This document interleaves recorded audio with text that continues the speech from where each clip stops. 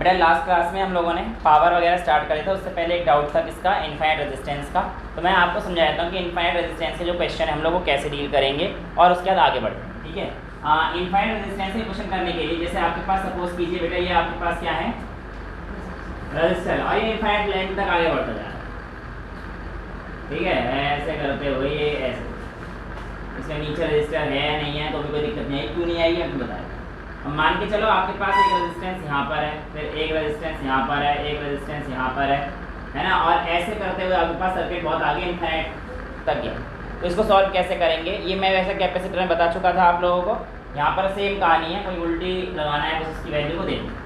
ये पॉइंट हो गया P और ये पॉइंट हो गया Q, राइट। अब आप क्या करेंगे, एक पहला रेजिस्टेंस छोड़ दीजिए, सारे रेजिस्टेंस की वैल्यू लेट्स से अभी के मेरे पास कितनी है 1 ठीक है।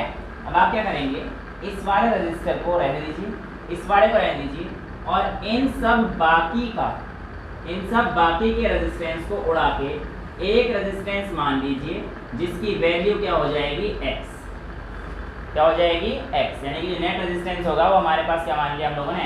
यानी कि पूरा सर्किट खत्म हो गया हमारे पास, और क्या बचता है, सिंपल एक x बचता है। अब हमारे पास कोई क्वेश्चन रही नहीं, क्या ये 1 है, ये 1 है और ये दोनों पैरेलल में कनेक्ट है। तो आप कह सकते हैं कि सर 1 + 1 × x अपॉन 1 + x, भाई पैरेलल में है तो a × b upon a + b कर सकता हूँ, 1 + x, राइट। और ये किसके इक्वल हो जाएगा बेटा, पूरा रेजिस्टेंस कितना बना है x, भाई इसमें इतना प्लस होगा तो सब किसके इक्वल हो रहा है, x के इक्वल हो जाएगा net resistance.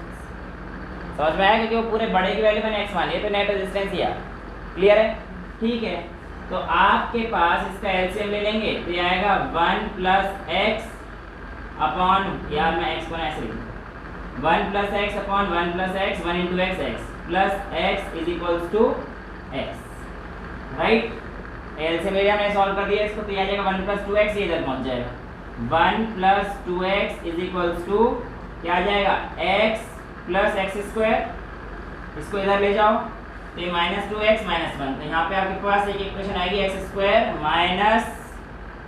x - 1 is equals to 0।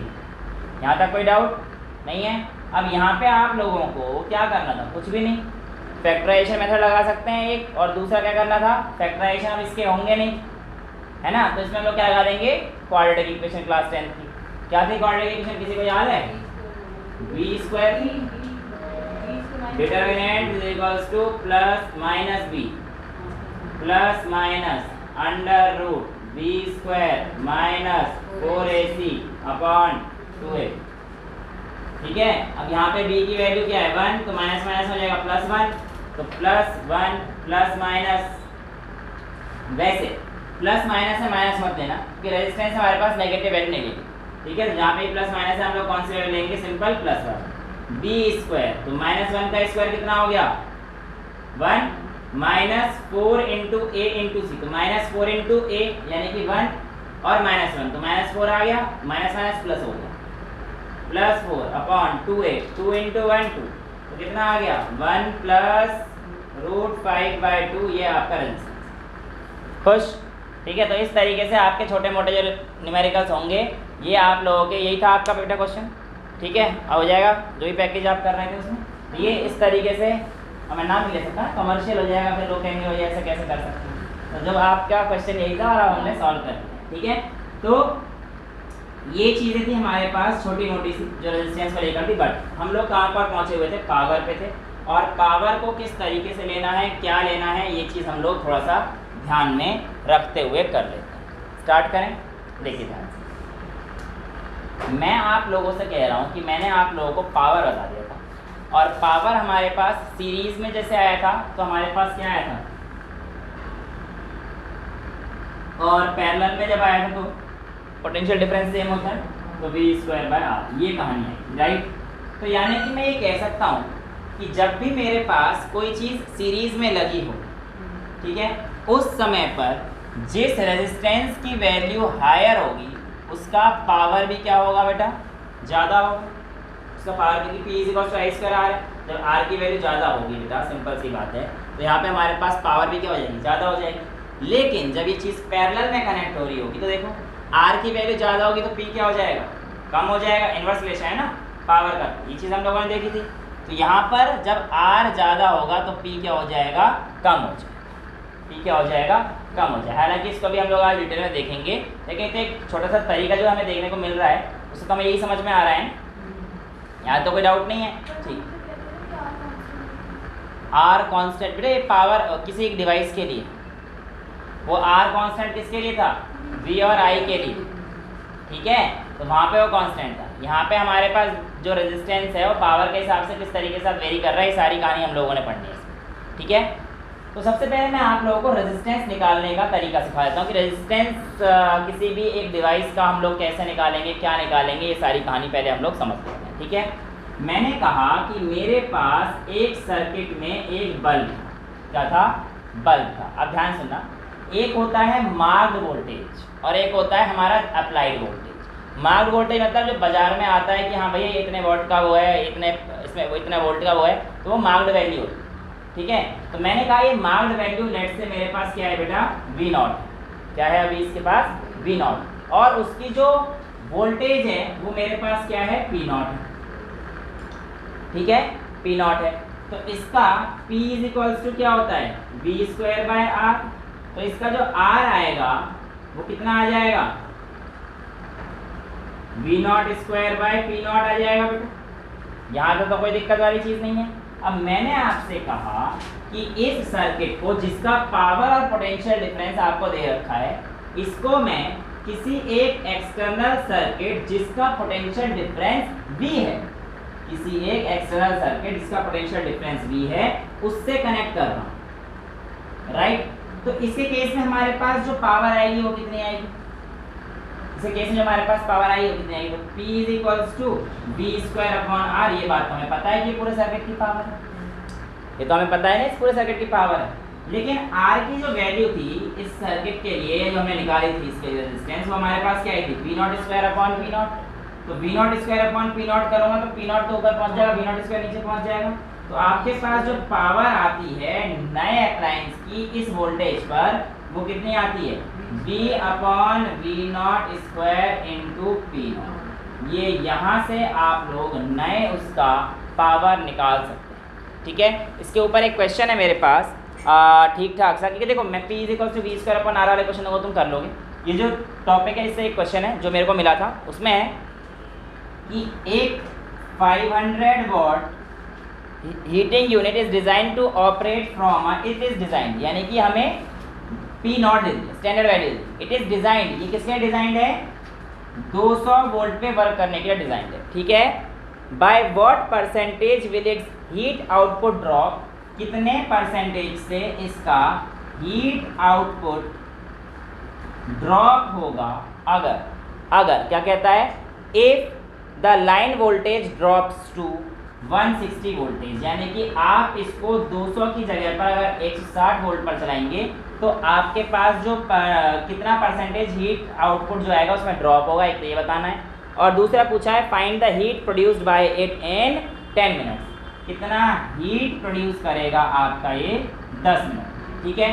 तो ये जो क्वेश्चन था इसको हम लोग इससे कर सकते हैं सिंपल, नेट पावर पूछ रहा है ना, V ये वाला कौन सा है जो हमने दिया है, और V0 कौन सा है, स्टैंडर्ड जो हमारे पास कहाँ है 200 वोल्ट, नहीं बेटा स्टैंडर्ड, ये तो जो हमने दिया है 160 है, और 200 माने क्या बोला, जो डिवाइस पे मार्क रहता है वो उसकी स्टैंडर्ड वैल्यू है, जो हम देंगे वो हमारी अप्लाइड वैल्यू।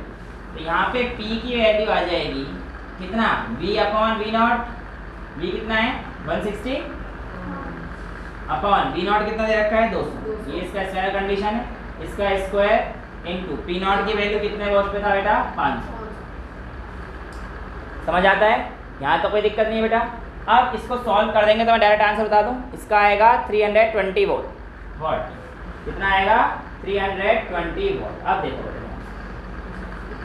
जो हमारे पास ड्रॉप हुआ वो कितना हो जाएगा भाई, नेट वैल्यू इसकी कितनी थी पहले इसका पावर, और अभी पावर कितना आ रहा है तो नेट वैल्यू कितनी आ जाएगी बेटा, नेट हीट ड्रॉप इसका कितना है 500 माइनस 320, कितना आया 180 इतना हीट ड्रॉप। और क्या बताया था, फाइंड द परसेंटेज चेंज। अब परसेंटेज चेंज कितना होगा भाई, तो नेट हीट ड्रॉप है तो इसका परसेंटेज कितना होगा भाई, दिस कितना ड्रॉप हुआ है, कितने में से, टोटल में से इनटू 100। सॉल्व कर देना, आपका आंसर आ जाएगा 36%। 36% है ना, इतना परसेंट हमारे पास क्या हो गया, हीट ड्रॉप। क्लियर है, कोई दिक्कत तो नहीं। अब पूछा कितना हीट जलेगा 10 मिनट में, तो क्या फॉर्मूला था बेटा हीट जलाने का। अब देखो पावर इज इक्वल्स टू हमारे पास था वर्क डन अपॉन टाइम, और यही वर्क डन हमारे पास क्या था, हीट की फॉर्म में। तो आप लोग लिख सकते हो heat is equals to power into time. Power कितनी दे रखी है इसकी 320, टाइम कितना दे रखा है इसका 10 मिनट, यानी कि सेकंड में कन्वर्ट करना पड़ेगा 600 सेकंड। इसको सॉल्व कर देना, आपका आंसर आ जाएगा। ठीक है, तो ये कहानी है आपके पास, जो भी वैल्यू रहेगी इसको आप निकालो। कोई डाउट तो नहीं है, सिंपल सा है। आगे चल सकते हैं बेटा। जो आगे की कहानी है उसमें हमारे पास है कि जब भी हमारे पास कोई चीज़ सीरीज में और पैरेलल में लगेगी तब हमारे पास पावर के क्या क्या रोल आएंगे, पावर कैसे कैसे ऐड होंगी, ये सारी चीज़ें आप लोगों को समझ में आनी है। और उसके बाद आप लोगों से कॉम्बिनेशन वगैरह के क्वेश्चन करवाएंगे, जो कि आज तो नहीं लगता कि हो पाएंगे, फिर भी इसके बाद वाले लेक्चर में करा देंगे, उसकी कोई दिक्कत नहीं है, पहले समझने की कोशिश करेंगे। राइट, सिंपल सी बात ये कहता है कि अभी आप लोग एक बार सीरीज़ में कनेक्ट कर रहे हैं किसी दो डिवाइस को, सीरीज़ में कनेक्ट कर रहे हैं किसी दो डिवाइस को, जिनका दोनों का जो आपके पास पोटेंशियल डिफरेंस यानी कि V0 दे रखा है वो सेम दे रखा है बेटा, लेकिन पावर दोनों की अलग अलग दे रखी है। ठीक है, तो you have been provided with two devices, two bulb जिनका पोटेंशियल V0 है और इसका पावर PO1 कह देता हूँ मैं, इसका V0 है और इसकी पावर PO2 है। ठीक है, और ये आपका कनेक्ट है एक्सटर्नल सोर्स, ये कहानी। राइट, अब मेरे पास ये जो कहानी लगी हुई है बेटा, किस में लगी हुई है, सीरीज में लगी हुई है फिर पैरेलल में लगी हुई है, सीरीज में लगी हुई है। तो सबसे पहले आप क्या करिए, यहाँ पर आप रेजिस्टेंस निकाल लीजिए दोनों। ठीक है, मैं आपको प्रोवाइडेड क्या है, यू हैव बीन गिवन कि power of 1 is greater than power of 2। ठीक है, दोनों का रेजिस्टेंस निकालिए, R is equals to V0 square by P01। अभी निकाल के दिखाया मैंने आप लोगों को ये। ठीक है, ये आ जाएगा R1, और R2 की जो वैल्यू है वो मेरे पास कितनी आ जाएगी, V0 square bye P02। Right, ये कहानी आ जाएगी। अब मुझे प्रोवाइडेड क्या है बेटा, मुझे ये बताओ आप पहले। P01 ज़्यादा दे रखा है मेरे को, किसके मुकाबले बेटा, P02 के हिसाब से। तो मेरे पास जब ये वैल्यू ज़्यादा है तो मेरे पास R1 की वैल्यू क्या हो जाएगी, कम हो जाएगी। तो मैं कह सकता हूँ कि मेरे इस सर्किट में R1 की वैल्यू कम है और R2 की वैल्यू क्या है, ज़्यादा है। तो जो पहला क्वेश्चन है इसमें हमारे पास यही दे रखा है कि R1 की वैल्यू हमारे पास इस तरीके से। ठीक है, अब जब मैंने आपको सबसे पहले क्या समझाया, जब भी सीरीज में लगाए होंगे हमारे पास सर्किट, तो हम पावर कैसे देंगे, P is equals to I square R से, और पोटेंशियल डिफरेंस में लगाएंगे तो V स्क्वायर अपॉन I। तो मैंने रेजिस्टेंस निकालने तरीके से सिखाया। अब सर्किट किसमें लग रहा है, सीरीज में, और सीरीज में क्या सेम रहता है, करंट सेम रहता है। तो P1 is equals to I square R1, P2 is equals to I square R2। अब ये R2 ज़्यादा है,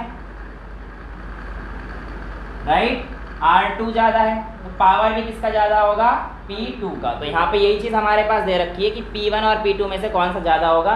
तो आप लोग ध्यान देना कि हमारे पास P2 will be greater than P1। अब मेरी एक बात ध्यान से, रेटिंग के समय पावर किसकी ज़्यादा थी, मुझे ये बताइए, 1 की ज़्यादा थी, लेकिन जब सीरीज में लगता है तो हमारे पास कौन सा ज़्यादा जला, P2।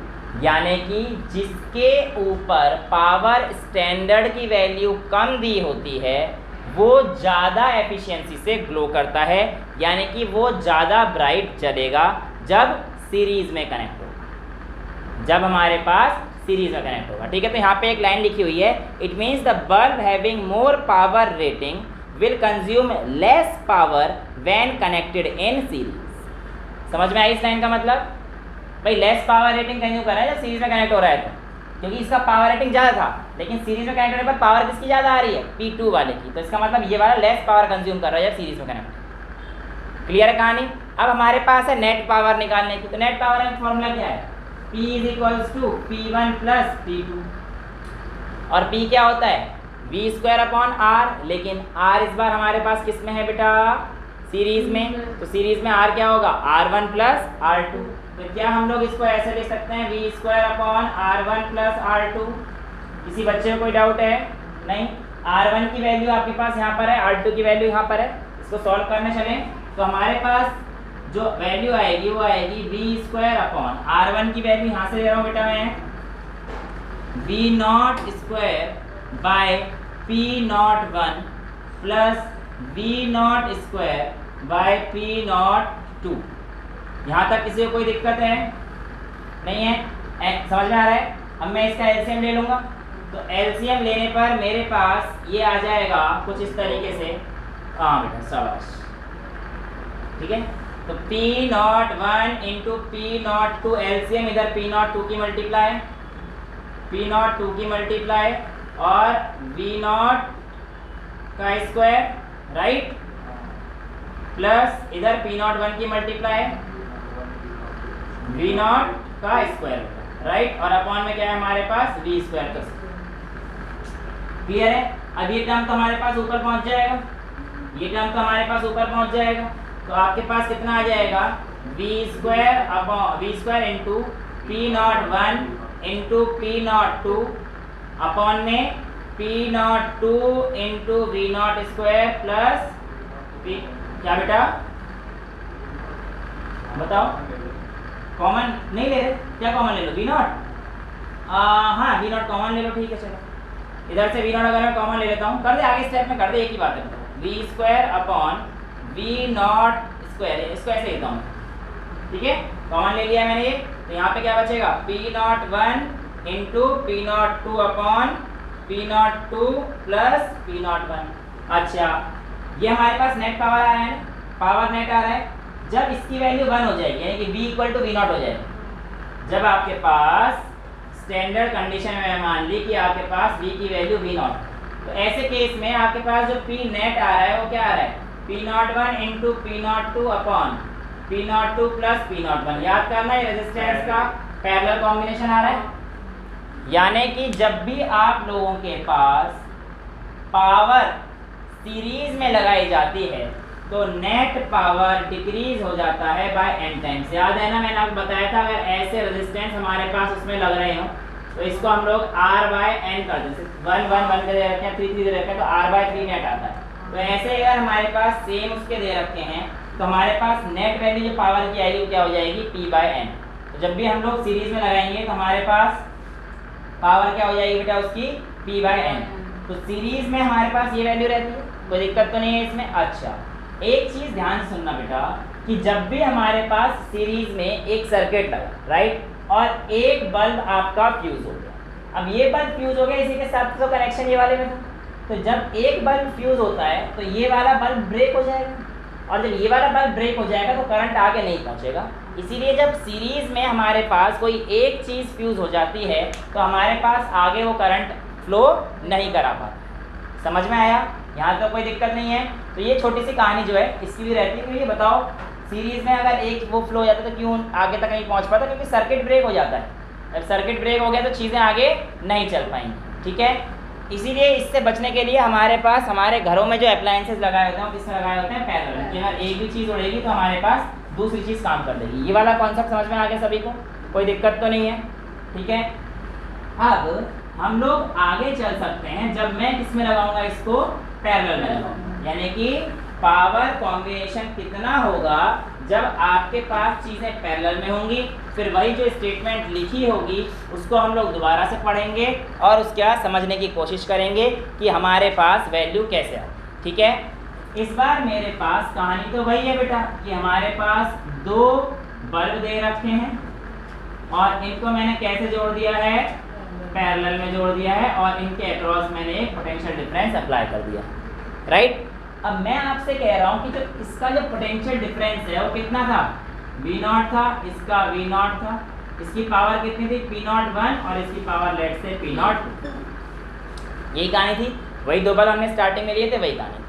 अब मैं आपसे कह रहा हूँ कि इनका रेजिस्टेंस निकालते हैं। तो देखो P = V² अपॉन R होता है, तो R जो वैल्यू हमारे पास यहाँ पहुँच जाएगी तो सिंपल सी वैल्यू है R = V0² अपॉन P0, ये वैल्यू आएगी। अब हमारे पास जो कहानी थी उस कहानी के हिसाब से जो वैल्यू आई थी वो P01 ग्रेटर देन P02, ये हमारे पास कंडीशन में गिवन था, राइट। तो R1 की वैल्यू ये आएगी और R2 की वैल्यू क्या आएगी बेटा हमारे पास V0 square bye P02, right. अब ये जब पैरेलल में होंगे तो पैरेलल में जो पावर दी जाएगी वो कैसे दी जाएगी, P = V square by R दी जाएगी बेटा। अब यहाँ पर जब इसकी पावर हमारे पास क्या है, ज्यादा है, तो R1 कम है, और अगर R1 कम है तो P1 जो मैं निकालूंगा वो V स्क्वायर बाय R हो जाएगा, R1 मान लेते हैं, ठीक है। ऐसी P2 निकालूंगा तो V0 स्क्वायर बाय R2 हो जाएगा। इवन ये तो V0 क्यों लगेगा, ये तो हम लोग स्टैंडर्ड में थोड़ी निकाल रहे हैं, तो हम लोग इस V के लिए निकाल रहे हैं पावर कंजम्पशन, ठीक है। तो P1 की वैल्यू है V square by R1, P2 की वैल्यू है V स्क्वायर बाय R2। अब जरा ध्यान से देखो, जो हमारे पास वैल्यू थी P0 1 की ज़्यादा थी तो R1 कम हो जाएगा, और अगर R1 कम हो गया तो इस बार P1 क्या हो जाएगा, ज़्यादा हो जाएगा। समझ में आ रहा है भाई। R0 में R2 की वैल्यू देखो, इसकी वैल्यू क्या थी, कम थी, P02 की वैल्यू कम है, तो ये R2 की वैल्यू ज़्यादा हो जाएगी, और जब R2 की वैल्यू ज़्यादा हो जाएगी तो P2 क्या हो जाएगा, कम हो जाएगा। यानी कि जब हमारे पास पैरेलल में सर्किट लगाए जाते हैं तो जिसका पावर ज़्यादा होता है वही हमारे पास ग्रेटर पावर भी कंज्यूम करता है। यही कहानी थी रेजिस्टेंस जब सीरीज में, सॉरी जब अप्लायंसेस सीरीज में लगाए तब उल्टी कहानी थी, और वहाँ पे P2 ज़्यादा आ रहा था P1 से, लेकिन जब पैरेलल में लगे तो जिसकी पावर ज़्यादा वही कंज्यूम करेगा। स्टेटमेंट फटाफट से पढ़ लेते हैं। आपके पास कहता है कि it means that the bulb having more power will consume more power when connected in parallel. यहाँ तक कोई दिक्कत। अब नेट P क्या करेंगे, P1 प्लस P2, P1 की value V square by R1 plus V square by R2, R1 की value V0 square by P01। तो सिंपल ऐसे लिख दो इस बार, R1 की value V0 square by P01 है, P01 तो ऊपर चला जाएगा into V square by V0 square plus V square by V0 square into P02। समझ गए ना, मैंने डायरेक्ट वैल्यू डाल के एलसीएम ले लिया, R1 के डाल के एलसीएम ले लिया, ठीक है। V स्क्वायर और V0 स्क्वायर कॉमन लेता हूँ बेटा पूरा, तो मैं इसको ऐसे लिखता हूँ V बाय V0 का स्क्वायर। P नेट की वैल्यू है, P नेट की वैल्यू भैया, P नेट की वैल्यू कितनी आ जाएगी, P01 प्लस P02, और सॉरी ये P net is equal to multiply में, तो जब इसकी वैल्यू 1 हो जाएगी, जब ये इसके इक्वल हो जाएगा तो P नेट कितना आएगा बेटा हमारे पास, P01 plus P02 plus dot. यानी कि जब हमारे पास बल्ब पैरेलल में लगाए होते हैं तो उनका जो कॉम्बिनेशन आता है वो रेजिस्टेंस से किस तरीके से आता है, जैसा रेजिस्टेंस के सीरीज में आता है। ये कहानी आप लोगों के पास छोटी मोटी दे रखी है। अब इसके बेसिस पे न्यूमेरिकल्स वगैरह दिए जाते हैं छोटे मोटे, कि भैया ये बल्ब इतना रेट के हैं, इतने वो हैं, टोटल पावर कंज्यूम करिए, टोटल ये निकालिए। ये सारी कहानी आप लोगों के सामने दी जाती है, ठीक है। तो न्यूमेरिकल्स हम लोग एक ही इसमें कर लेंगे। अभी मुझे एक टॉपिक और कराना है आपको, मैक्सिमम पावर थ्योरम। क्या बताना है, मैक्सिमम पावर थ्योरम बतानी है। और मैक्सिमम पावर थ्योरम के लिए थोड़ी सी मैथमेटिक्स भी आपको आनी चाहिए, थोड़ी सी। डिवीजन रूल याद है आपको डिफरेंशिएशन का, बस अगर उतना आता है तो आपका काम चल जाएगा। बाकी और भी तरीके हैं करने के, वो भी मैं सिखा दूंगा आप लोगों को, ठीक है। वैष्णवी आपको देख रही है क्योंकि आपके पास बायो है, तो ये कहना चाह रही है कि आपको डिवीजन रूल नहीं आता, लेकिन आपको आता है डिवीजन रूल, बस। तो ठीक है, क्यों टेंशन ले रहे हो। जिसको नहीं आता उसको आज तक टेंशन लेने की जरूरत पड़ी है, क्योंकि मैं आप लोगों को जिसको डिवीजन रूल नहीं आता यहाँ पे समझा दूंगा भाई डिवीजन रूल में हुआ क्या, ठीक है। तो हेडिंग डाल दीजिए आप अपनी, maximum power theorem, maximum power theorem. चलिए, यहाँ पर हमारे पास ये लगा रखा है, एक्सटर्नल रेजिस्टेंस लगा रखा है, और ये लगा रखा है, ये एक्सटर्नल रेजिस्टेंस R है। इस बैटरी का एक इंटरनल रेजिस्टेंस होगा, ये हम लोग सारी चीजें देख चुके, राइट। करंट ऐसे जाएगा ये करंट, तो इसका जो मैक्सिमम पावर जो कितनी होगी ये तुमसे पूछा है, ठीक है। अब आप लोगों को एक चीज़ें पता है कि जो पावर निकाली जाती है वो कैसे निकालते हैं, P is equals to I square R, P is equals to I square R, ये हमें पता है। तो P is equals to I square into R. I is equals to हमारे पास इसका ई है बेटा, आपको ई दे, आई इज इक्वल्स टू हमारे पास क्या हो जाएगा E by R plus R. भाई I is equals to V by R होता है, वी हमारे पास ई दे रखा है पोटेंशियल डिफरेंस, और रेजिस्टेंस इसका क्या हमारे पास net resistance R plus R. ये लोग ये चीजें हम लोग कर चुके हैं। तो आप कह सकते हो कि sir P is equals to E upon R plus R का होल स्क्वायर। सिंपल सी बात है, ठीक है, इनटू में आर। ये कहानी थी आप लोगों की अब तक, यहाँ तक कोई दिक्कत नहीं है। देखिए पावर को मैक्सिमम होने के लिए, for power to be maximum क्या होना चाहिए बताइए, dp का dr के रेस्पेक्ट में डिफरेंशिएशन क्या होना चाहिए, 0 होना चाहिए। यानी कि dp अपॉन dr इसकी वैल्यू 0 आनी चाहिए। अब dp अपॉन dr है बेटा, r इधर है और r इधर है, इसका डिफरेंशिएशन करेंगे हम लोग। इसके लिए क्या लगेगा क्वेश्चन रूल, और क्वेश्चन रूल आपसे कहता है अगर आपको u अपॉन v का d over dx u upon v करना है, तो इसमें हम लोग क्या करते हैं बेटा, पहले तो हमारे पास v को यहाँ पे ऐसे रख दीजिए, du को डिफरेंशिएट कर दिए dx के रेस्पेक्ट में, v का स्क्वायर माइनस, अब पहले हमने v को कांस्टेंट रखा था, इस बार किसको कर देंगे, u को कांस्टेंट रख देंगे और dv बाय dx। ये खुश, अब देख ले उसकी तरफ, अब कोई भी कर देगा उस फॉर्मूले को लगा। खुश बेटा, अब तो नहीं देखेगी वैष्णवी तेरी तरफ हैं? क्या कह रहे हो? एक करते कुछ ही कह रहे हैं। अच्छा इस बार पे क्वेश्चन कर दे, चल ठीक है उसी तरह से मैं कर दूं। एक 2x और नीचे क्वेश्चन। अच्छा अच्छा ठीक है सुन, तो इस वैल्यू को बेटा मेरे को करना है, ठीक है। ये तो मेरे हिसाब से शायद आप लोगों के तो डेरिवेटिव्स में भी आ रखी है, मैथ्स वालों की तो है ना। मेरे पास मैथ्स की टेंशन डाले, मैंने बाद में सीखी है जब मैंने पढ़ाना शुरू किया है 2019-20 में, ये चीज़ें सीखी है मैंने, तो कोई बड़ी चीज़ नहीं है, आ जाएगी धीरे धीरे। अब देखो ध्यान से, ई स्क्वायर अपॉन ये वैल्यू हमारे पास, तो सबसे पहले क्या होगा बेटा, इसका डिफरेंशिएट कर रहा हूँ, मैं भी गलती कर सकता हूँ, कोई बड़ी बात नहीं, ठीक है। अच्छा अब ध्यान से देखिए बेटा, मैं आप लोगों से कह रहा हूँ कि इसकी जो वैल्यू आएगी, इसमें इसका तो स्क्वायर हो जाएगा, v का स्क्वायर है, तो मैं यहाँ पे सॉल्व करूँ, ठीक है। यानी कि r प्लस r के स्क्वायर का भी स्क्वायर चढ़ जाएगा, राइट। अब इस वैल्यू को ऊपर लेके जाओ, r प्लस r का स्क्वायर, इसको छेड़ना नहीं है, और ई स्क्वायर इंटू आर, तो कितना हो जाएगा भाई, डी आर के रेस्पेक्ट में करना है तो एक सिंपल ई स्क्वायर बच जाएगा, सिंपल।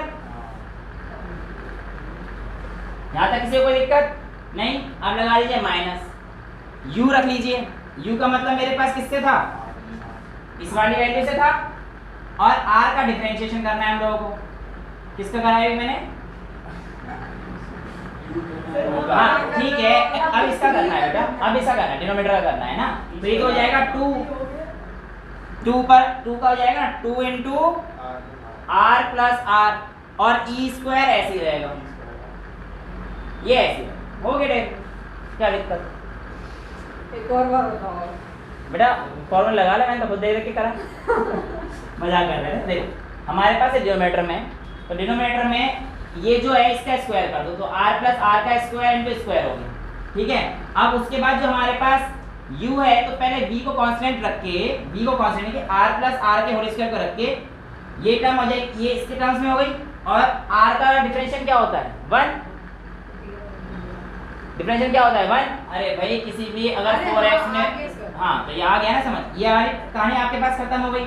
अब उसके डिनोमिनेटर का डिफरेंशिएशन करना है आप लोगों को, इसको कांस्टेंट रखते हुए, तो ई स्क्वायर आर को कांस्टेंट रख दिया, इसका डिफरेंशिएशन कितना हो जाएगा 2, इधर आ जाता है बस मल्टीप्लाई, इसमें क्या समझ आता है बेकार में। और इसको किसके इक्वल रखना है, 0 के इक्वल रखना है, इसमें से ई स्क्वायर कॉमन ले सकता हूं बेटा, ठीक है। क्या अच्छा मैथ्स वाले सर क्लास चल रही है, बुला लो, बाकी जैसे समझना है भाई। तो ई स्क्वायर यहाँ पर बेटा हमारे पास क्या आ जाएगा, r प्लस r का whole square minus 2 into r plus r, right, into R B. E square मैंने पूरा ओवरऑल कॉमन ले लिया, और बेटा इसको क्या लिख सकता हूँ मैं, r प्लस r की पावर 4, राइट।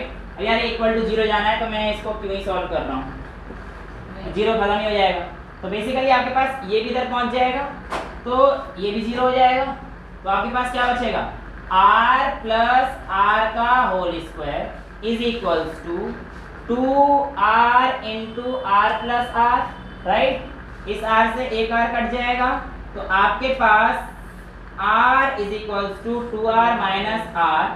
तो आपके पास कभी भी अगर सर्किट में मैक्सिमम पावर आप लोगों को चाहिए होती है तो उस केस में आपका R is equals to R जब आएगा तो आप समझ जाना कि आपके पास जो पावर आएगी वो क्या आएगी, मैक्सिमम आएगा। यहाँ तक किसी को कोई दिक्कत है? ये मैक्सिमम पावर थ्योरम है आपकी। अब आप लोगों के पास एक दो चीज़ें हैं जिसमें हमारे पास आता है एफिशिएंसी। क्या आता है? एफिशिएंसी। देखो बेटा, एफिशिएंसी किसी भी डिवाइस की क्या होती है, कैसे आती है, ये बचपन से एक ही फॉर्मूला आता है और आज भी उसी को पढ़ेंगे। इस बुक में अभी नहीं मिल रहा, बड़ा तो मैं बता रहा। एफिशिएंसी को हम लोग ईटा से डिनोट करते हैं। तो ये होता है आपके पास आपका आउटपुट पावर कितनी आई अपॉन में आपने इनपुट पावर कितनी दी थी उसको, और इसको किससे मल्टीप्लाई कर दीजिए, 100 से। तो ये किसी भी डिवाइस की एफिशिएंसी आ जाएगी। याद रहे, जितने भी इलेक्ट्रिकल अप्लायंसेस हैं उनको हम लोग सिर्फ और सिर्फ मैक्सिमम चाहकर भी 99% तक ही एफिशिएंट बना सकते हैं। अगर पूछेगा 100% क्यों नहीं बना सकते, तो बेटा सिंपल आंसर है कि कुछ ना कुछ फॉर्म में जो एनर्जी लॉस होती है हीट की फॉर्म में वो होगी। यही हमारे पास मैकेनिकल, जब भी करंट फ्लो होगा तो वायर से जाएगा, और आइडियल वायर अगर हमने मान लिया तो बात अलग है, जब कोई रेजिस्टेंस नहीं, पर ऐसा तो वायर हमारे पास आज तक बना ही नहीं है, तो इसलिए हमारे पास ये कहानी भी पॉसिबल नहीं हो सकती। इसलिए कोई ना कोई अमाउंट ऑफ एनर्जी हमेशा लॉस होती है। इसलिए जब तक आइडियल बात नहीं करेंगे तब तक हमारे पास 100% की आउटपुट से कोई भी कहानी नहीं आ सकती है। समझ में आ गया पावर में? यहाँ तक कोई दिक्कत तो नहीं है। अब इसके बाद आप लोगों से एक दो क्वेश्चन बचते हैं, ठीक है, वो हम लोग अगली क्लास में कर लेंगे। यहाँ तक किसी को कोई डाउट है? इसके अगली क्लास में कर लेंगे। सुन तो 2 मिनट सुन लो, उसके एप्लीकेशन से वो समझ। देखो, जैसे आप लोगों के पास घरों में फ्यूज़ लगा रहता है, ठीक है, वो फ्यूज़ कैसे काम करता है ये चीज़ आपको समझना चाहिए, ठीक है। जो हमारे पास फ्यूज़ लगा रहता है सर्किट में, वो बेसिकली कुछ इस तरीके से लगा रहता है कि यहाँ पे मान के चलो आपको क्या है, फ्यूज़ है, ये सर्किट से करंट आ रहा है, यहाँ पर आपके पास मेन आपका इलेक्ट्रिकल अप्लायंसेस है, उससे पहले हमारे पास, ठीक है। जब हमारे पास करंट बहुत ज़्यादा आता है, जब हमारे पास करंट बहुत ज़्यादा आता है, जब करंट ज़्यादा आएगा तो होगा क्या कि फ्यूज़ में कुछ ऐसे सब्सटेंस लगाए जाते हैं जिससे इसके मेल्टिंग पॉइंट डिटरमाइन होता है। अब मान के चलो आपका जो अप्लायंसेस है वो 3 एम्पियर पे वर्क करता है, आपका जो अप्लायंसेस है लेट से 3 एम्पियर वर्क करता है, और आपके जो घरों में करंट आता है लेट से वो हमारे पास 3 एम्पियर 2 से 3 एम्पियर का, चलो इसे 2 एम्पियर कर देते हैं, ठीक है, और आपके घरों में 2 से 3 एम्पियर करंट आ रहा है, राइट। मैं आपसे कहता हूं कि आपके पास यहाँ से 2 एम्पियर करंट गया जाएगा, आराम से चल जाएगा, राइट।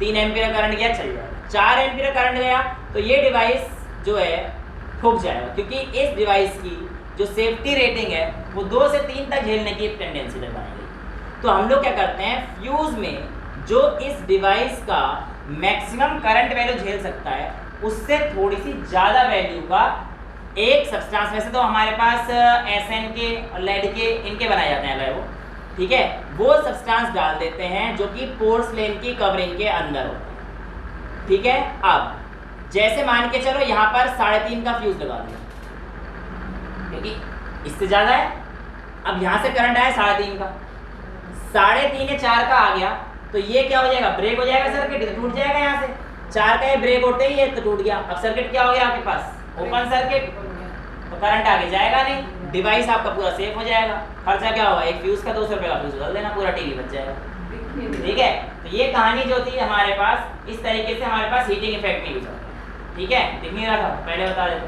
कहानी समझ गए ना, कहानी समझ गए ना। अच्छा, इसके अलावा जो आप इलेक्ट्रिक गीजर यूज करते हो, रॉड यूज करते हो, ठीक है, प्रेस यूज कर सकते हो, तो उन सब में कहानी क्या लगती है, heating effect of electric current. क्यों, देखो आपने देखा होगा जो उनके पास क्या होते हैं, एक लॉन्ग सॉलिनॉइड की कॉइल होती है,